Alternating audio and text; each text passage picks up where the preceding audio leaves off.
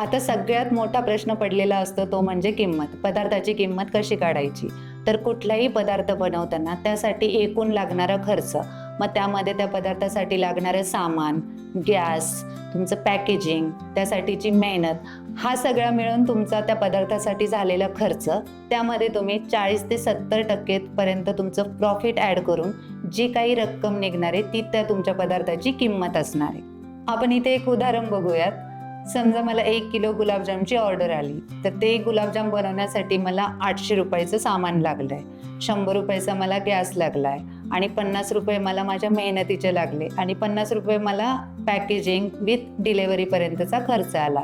तर हा सगळा झाला आपला गुलाबजाम बनवण्यासाठीचा खर्च.